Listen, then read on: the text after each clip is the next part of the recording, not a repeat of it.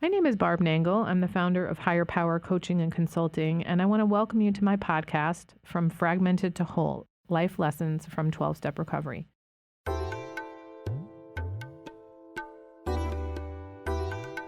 This is episode 3. Do I have victim mentality?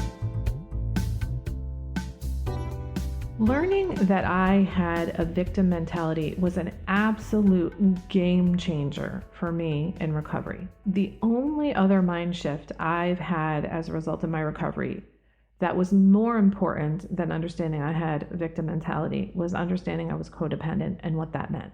I will leave that topic for another time. But as an introduction to this idea of me having victim mentality, I want to tell you that I was not and never have been a pessimist.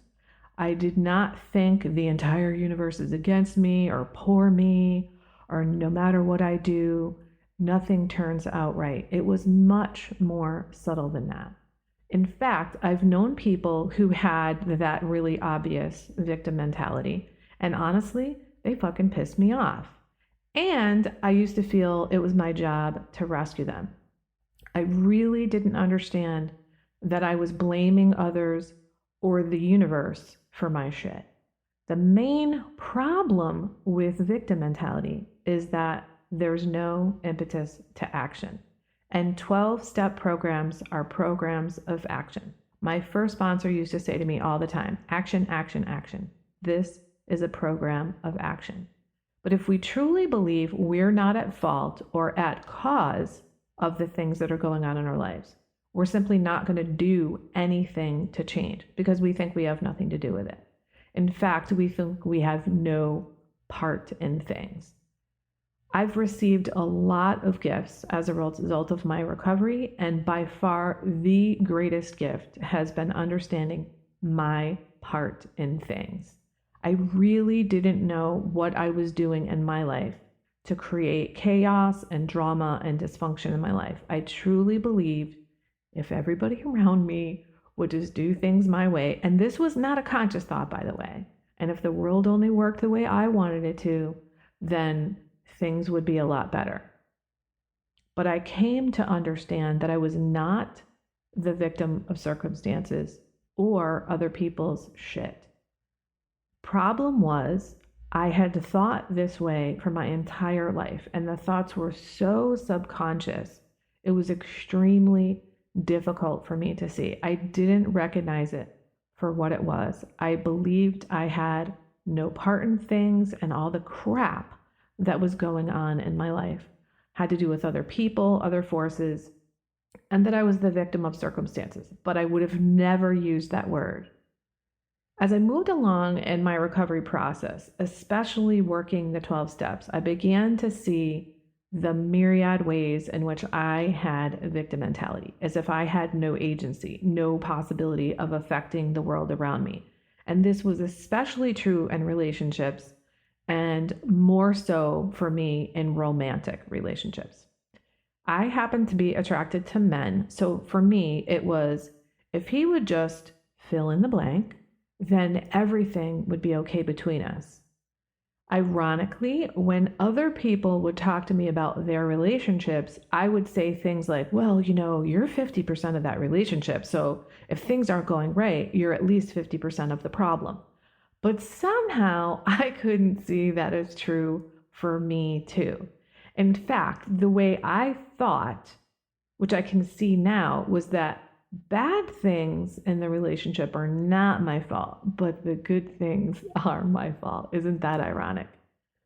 The gigantic epiphany I mentioned in the last episode, where I realized I need to leave more space between cars and ultimately I'm the problem, or really my thinking is the problem, is what really opened things up for me. It helped me come to be able to see that I had this victim mentality.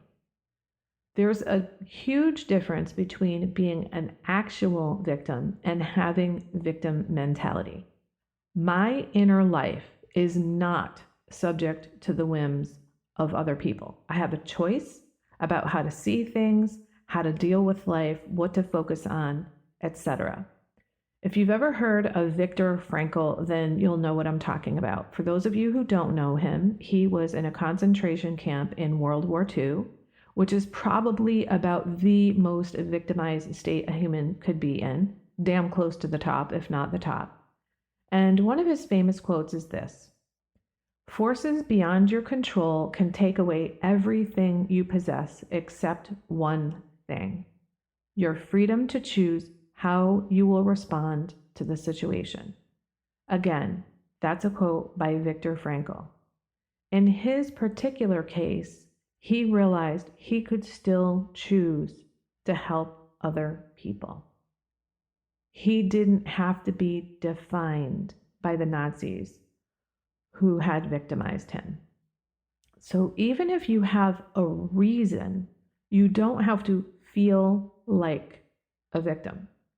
Feeling like a victim relegates you to the position of non-action. Nothing will ever change if you think you're just a victim.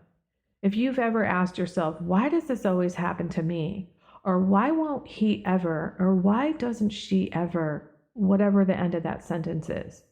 Some of us go through life asking questions like this, and then we wonder why all these bad things keep happening to us, or why we have the same dysfunctional patterns in our relationship for years and years and years, when the common denominator to all those relationships is us.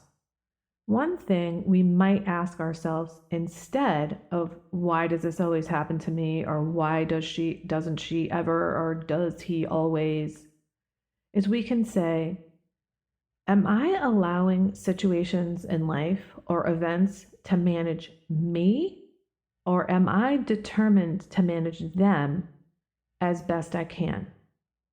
You're obviously not in control of everything that happens to you, but you can control how you react. If you react as a victim, that is, thinking you have nothing to do with the situation, you're doomed. You're doomed to be stuck in that position because you see no reason for action. And if you see no reason for action, then you're simply not going to take action. If you want a life truly that is happy, joyous, and free, then you must take action. That's it for today. Thank you for listening. Be sure to like and subscribe so you can get future episodes of